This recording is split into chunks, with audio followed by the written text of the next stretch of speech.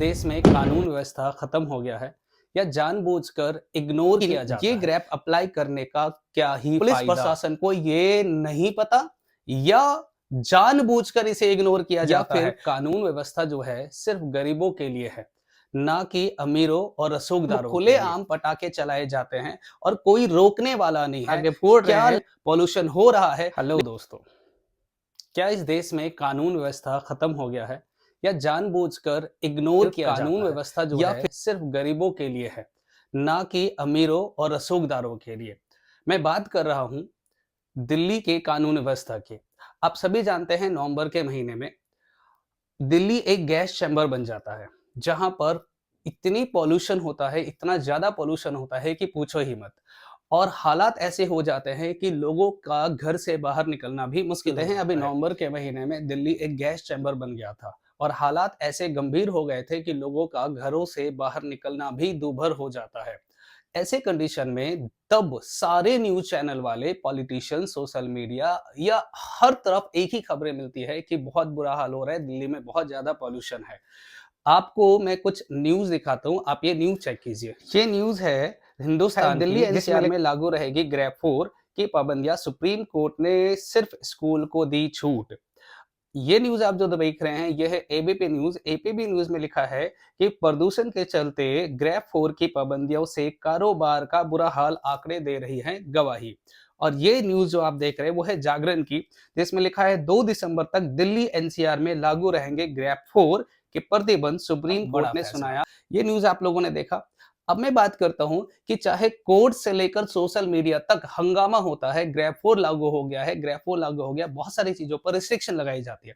सबसे पहले तो मैं आपको बता दूं ग्रैब 4 है क्या या ग्रैब होता क्या कि है। जो तो ग्रैप बेसिकली है वो 4 कैटेगरी में डिवाइड किया गया है। ग्रैब 1 की बात करें तो जहां पर एयर क्वालिटी बहुत पुअर होता है, AQI जो हमारा है, एयर क्वालिटी इंडेक्स, वो 201 से लेकर 300 तक होता है।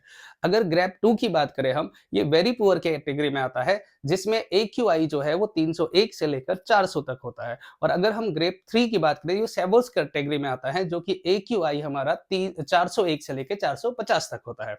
और ग्रैब 4 जो लास्ट कैटेगरी है वो इमरजेंसी कैटेगरी में आता है, जिसमें AQI 450 से ज्यादा होता है। जबकि दिल्ली की AQI कहीं पर 800, कहीं पर 900, कहीं पर 1000 कैटेगरी का 1000 लेवल तक पहुंच चुका है। ग्रैब 4 जब भी लागू होता है किसी भी जगह पर, खासकर अगर मैं दिल्ली की बात करूं, तो स्कूलों को बंद कर दिया जाता है, आउटडोर आपको जाने में रिस्ट्रिक्शन या आउटडोर वर्क पर थोड़ा सा रिस्ट्रिक्शन लगा दिया जाता है, ऑड इवन अप्लाई कर दिया जाता है प्राइवेट व्हीकल्स के ऊपर, इंडस्ट्रियल ऑपरेशन को थोड़ा स्टॉप कर दिया जाता है नेसेसरी आइटम को छोड़कर।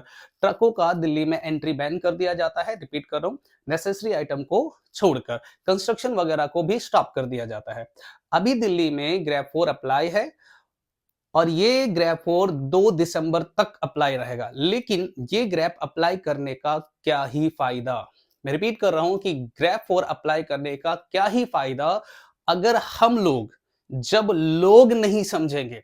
मैं आपको एक वीडियो दिखाता हूं और इस वीडियो को मैंने अपने कैमरे से रिकॉर्ड किया है कल ही 27 ऑफ नवंबर को, जब दिल्ली में ग्रैब 4 अप्लाई था। आप प्लीज पहले ये वीडियो देखिए।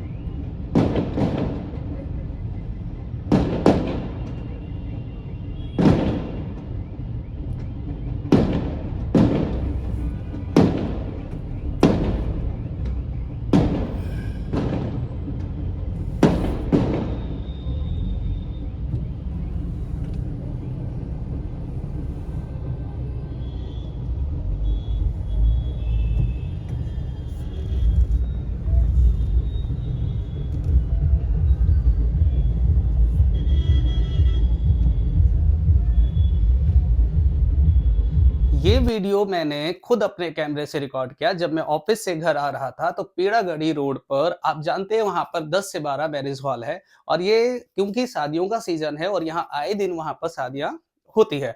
अब उस सिचुएशन में ये जो वीडियो मैं आपको दिखा रहा हूँ वो बारात में पटाखे फोड़ने का है।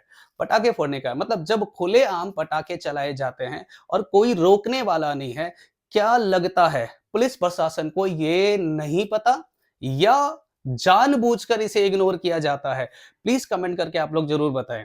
ऐसा नहीं है कि पुलिस प्रशासन को ये बात नहीं मालूम होगा, पटाखे फोड़ रहे हैं, पॉल्यूशन हो रहा है, लेकिन रिस्ट्रिक्शन लगाने से कई सारे गरीब लोगों को प्रॉब्लम्स होती है। लेकिन ये जितने भी अमीर लोग हैं जो शादियाँ करते हैं, उनको पटाखे फोड़ने से कोई रिस्ट्रिक्शन मेरा नहीं है। मानना है कि ऐसी कोई भी समस्या जो हम सभी को अफ़ेक्ट कर रही है, उसके बारे में हम सभी को मिलकर सॉल्व करना पड़ेगा, उसके बारे में हम सबको मिलकर सॉल्यूशन ढूँढना पड़ेगा। खुद रिस्पॉन्सिबल बनना पड़ेगा और जात से ऊपर उठकर सोचना होगा। देश, समाज और एनवायरनमेंट के बारे में हम सभी को मिलकर काम करना होगा, हम सभी को रिस्पॉन्सिबल बनना होगा। ऐसा नहीं है कि कोर्ट ने रिस्ट्रिक्शन लगा दिया है, तो कोर्ट आकर इसे ध्यान देंगे या पुलिस प्रशासन ही इसको ध्यान देंगे। मेरा पर्सनल मानना है कि अगर हमारे देश का हर व्यक्ति अपने आप में ये रिस्पॉन्सिबिलिटी ले ले कि अगर पॉल्यूशन ज्यादा है तो पॉल्यूशन कम करने की रिस्पॉन्सिबिलिटी हम सबकी है, इंडिविजुअल व्यक्ति की है। हम खुद अगर ऐसा काम ना करें जिससे पॉल्यूशन होता है, तो मुझे लगता है हर कोई अगर अपने आप को ठीक कर ले तो पॉल्यूशन ऑटोमेटिक धीरे धीरे कम हो जाएगा। जो काम गवर्नमेंट का है वो गवर्नमेंट को करने दे और जो काम हमारा है, जो हमें करना चाहिए, वो हमें करना चाहिए। हम लोग क्या करते हैं कि हम अपने बारे में पहले सोचते हैं, हम अपने बारे में ही सबसे ज़्यादा इम्पोर्टेंस देते हैं, बजाए कि हमारे सोसाइटी, हमारे समाज, हमारे एनवायरनमेंट, हमारे देश के बारे में सोचते हैं। यही कारण है कि अगर किसी को मना कर दे दिवाली के टाइम पर कि पटाखे नहीं छोड़ना है, पटाखे नहीं चलाना है, तो वो इसे अपने धर्म के ऊपर ले लेगा कि हमें ही क्यों मना किया जाता है। भाई एक बात बताइए, किसी भी फेस्टिवल में, किसी भी न्यू ईयर अभी आने वाला है 31st को, अगर आप इसमें पटाखे फोड़कर ही सेलिब्रेट करोगे तो उससे निकलने वाला पॉल्यूशन, उससे होने वाले धुएँ, इससे नुकसान आपको भी होगा और दूसरों को भी होगा। आपको भी होगा, आपके बच्चों का भी होगा। तो मुझे लगता है कि अगर हम खुद रिस्पॉन्सिबल बनेंगे तो ये पॉल्यूशन धीरे-धीरे कम हो जाएगा। हम खुद आगे आएँगे और हम एटलीस्ट अगर हम कम नहीं कर सकते हैं तो इसको बढ़ाने का भी हक हमें नहीं है। आप सभी से अनुरोध है कि इस वीडियो को ज़्यादा से ज़्यादा शेयर करें, ज़्यादा से ज़्यादा लोगों तक पहुँचाएँ ताकि लोग जागरूक हो सकें। तब तक के लिए बाय।